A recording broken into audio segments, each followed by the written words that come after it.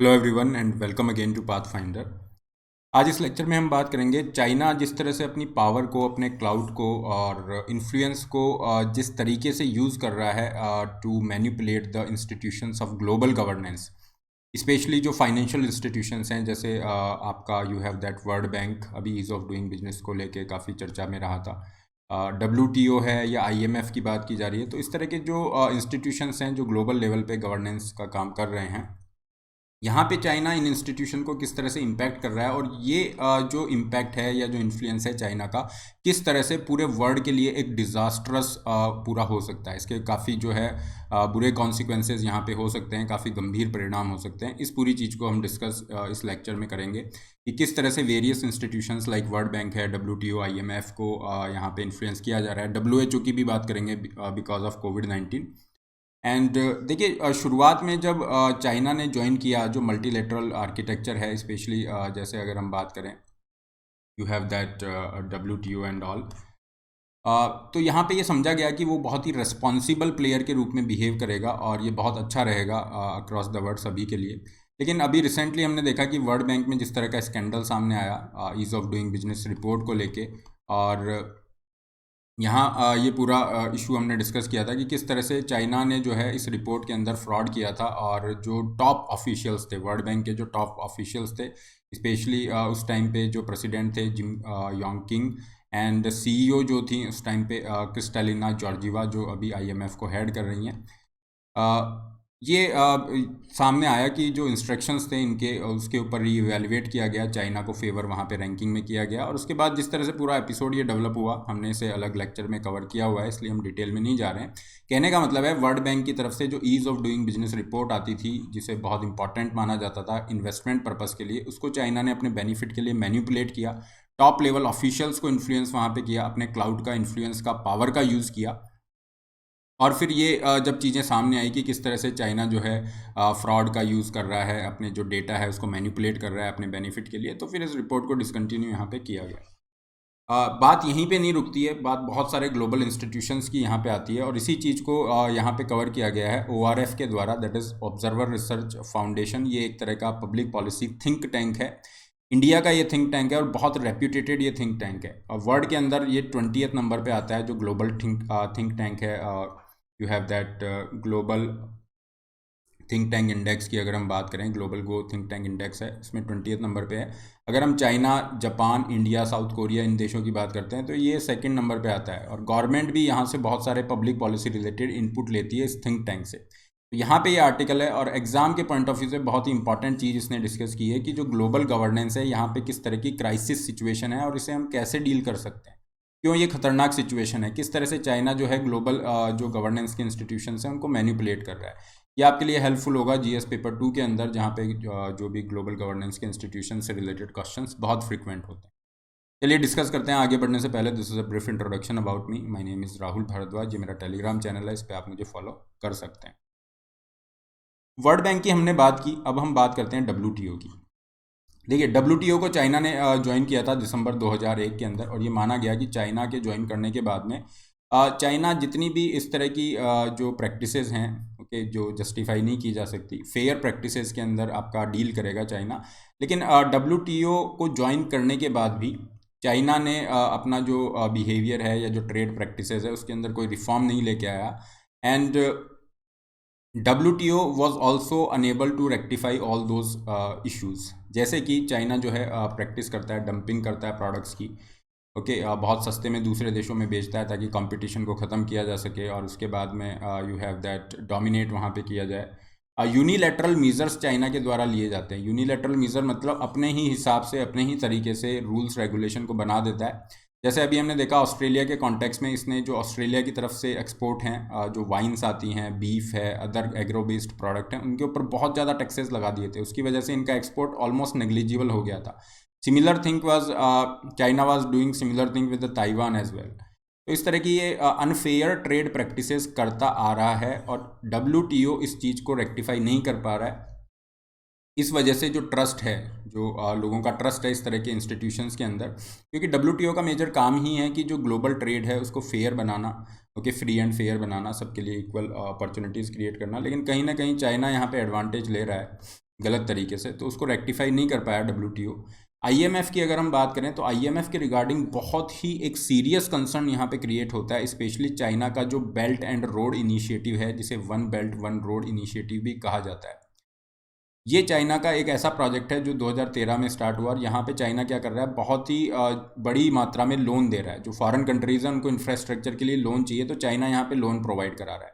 अब वो लोन जो दिए जा रहे हैं वो रिस्पॉन्सिबल तरीके से नहीं दिए जा रहे हैं, तो हमें देखने पे लगेगा कि चाइना को ही नुकसान है। जैसे अगर आप देखते हैं, ये न्यूज़ भी हमने कवर की थी डिटेल में, कि अफगानिस्तान में जिस तरह की प्रॉब्लम्स क्रिएट हो रही हैं उसकी वजह से ये जो बेल्ट एंड रोड इनिशिएटिव है, जिसमें $282 बिलियन चाइना इन्वेस्ट कर रहा है, ये जो है मतलब खतरे में पड़ सकते हैं। तो यहाँ पे एक बार आपको देखने पे लगेगा कि चाइना को ही नुकसान हो रहा है, हमें इससे क्या लेना।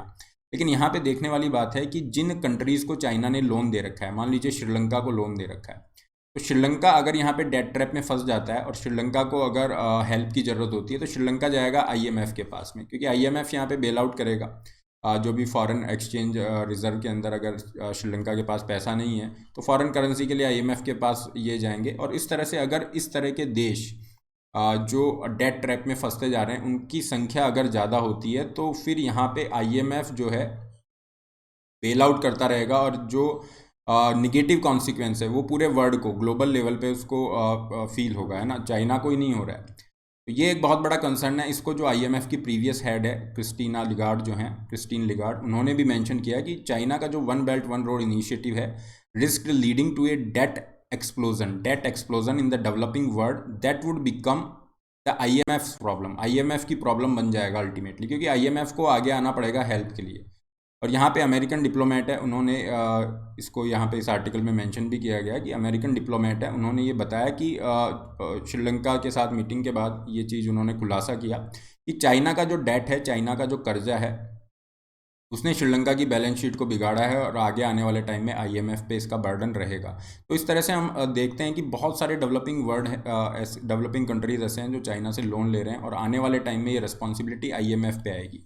तो ये एक बहुत बड़ी लाइबिलिटी क्रिएट हो जाएगी, और ये चाइना लाइबिलिटी को क्रिएट कर रहा है। Will the future bail out spend IMF money to save China's bad loans. तो चाइना के जो बैड लोन है उसको सेव करने के लिए क्या IMF को यहाँ पे आना पड़ेगा। तो अगेन एक तरह का ग्लोबल क्राइसिस यहाँ पे डेवलप हो रहा है because of the Chinese influence, China की जो पॉलिसीज़ हैं। अब इससे भी बड़ा इशू हमारे सामने आता है कोरोना वायरस का। देखिए, कोविड-19 जो है, कोरोना वायरस की ये जो पेंडेमिक है, जिस तरह से ये पूरा इशू आता है सामने, तो वहाँ पे हमने शुरू में देखा कि WHO जिस क्लैरिटी के साथ WHO का आना चाहिए था, वो क्लैरिटी हमें नहीं दिखती है शुरू में। स्पेशली अगर हम जनवरी 2020 की बात करें, वहाँ पे WHO उससे कह रहा है कि बहुत हल्के में उसे लिया जा रहा है, कि आपको कोई घबराने की बात नहीं है, ऐसा नहीं है। तो शुरुआती दौर में देखने पर ऐसा लगा कि इतना बड़ा ये जो पेंडेमिक था, उसको लोगों को वार्निंग देने की बजाय यहाँ पे WHO ने प्रायोरिटी रखी चाइना की सेंसिटिविटीज़ की, कि चाइना की जो सेंसिटिविटीज़ हैं उसका नाम खराब ना हो, ये सब चीज़ें। आप देखेंगे, एक चीज़ आपने नोटिस की होगी कि जो भी वायरस होते हैं, इन वायरस को नाम दिया जाता है वो जहाँ भी फर्स्ट आइसोलेट किए जाते हैं, सबसे पहले जहाँ पे आइसोलेट उसको किया जाता है, उस जगह से उसका नाम रिलेट किया जाता है। आपने नाम सुना होगा जीका वायरस का। ओके, तो ये जो जीका वायरस है, ये युगांडा का फॉरेस्ट है, युगांडा का फॉरेस्ट है, उसके नाम पे दिया गया, क्योंकि वहाँ पे सबसे पहले आइसोलेट किया गया था। That was in 1947। इसी तरह से इबोला वायरस है। इबोला वायरस क्या है? इबोला एक रिवर का नाम है, कॉन्गो की रिवर है, तो वहाँ पे ये आइसोलेट किया गया, तो इसे इबोला वायरस नाम दे दिया गया। लेकिन हमने देखा कि जो कोरोना वायरस है, कोरोना वायरस फर्स्ट टाइम कहाँ पे आइसोलेट किया गया? वुहान, चाइना के वुहान के अंदर आइसोलेट किया गया, लेकिन इसे वुहान वायरस नाम नहीं दिया गया। नाम दिया गया आपका, यू हैव दैट SARS-CoV-2। तो यहाँ पे भी काफ़ी एलिगेशन ये लगाया गया है कि चाइना ने अपना जो है क्लाउड इन्फ्लुएंस यूज़ किया, अपनी पावर का यूज़ किया, और पूरी कोशिश की कि इसका नाम वुहान वायरस ना पड़ जाए, वरना चाइना हमेशा के लिए इस तरह से एक जो निगेटिव चीज़ है वो चाइना के नाम के साथ जुड़ जाएगी, टूरिज़्म भी अफेक्ट होगा, वो सब चीज़ें। लेकिन यहाँ तक ठीक था, नाम तक ठीक था, लेकिन चाइना ने जिस तरह से अपनी पावर को गलत तरीके से यूज़ किया, और वहाँ पे जो इन्फॉर्मेशन बाहर आनी चाहिए थी वो नहीं आ पाई। देखिए, चाइना में डेमोक्रेसी नहीं है, freedom of expression, freedom of speech के नाम पे कुछ वहाँ पे नहीं है। तो कम्युनिस्ट पार्टी जो है चाइना की, उसने उस इन्फॉर्मेशन को, जो क्रिटिकल इन्फॉर्मेशन थी पेंडेमिक के बारे में, जो बाहर आ जाती तो लाखों लोगों की जान बच जाती। आज के टाइम पे अगर आप देखेंगे, कोविड-19 कोरोना वायरस से लगभग 49 लाख लोग जो हैं, इतने लाखों लोगों की जान जा चुकी है। करोड़ों लोग इससे जो है इम्पैक्ट हुए हैं। तो इतने बड़े लेवल पे होने के बाद ये सब चीज़ें बचा जा सकता था इनसे, अगर यहाँ पे फ्रीडम ऑफ एक्सप्रेशन होता, चाइना में डेमोक्रेसी होती, फ्री मीडिया के थ्रू ये चीज़ें सामने आती, लोगों को इसकी गंभीरता का पता चलता और WHO भी अकॉर्डिंगली एक्शन लेता।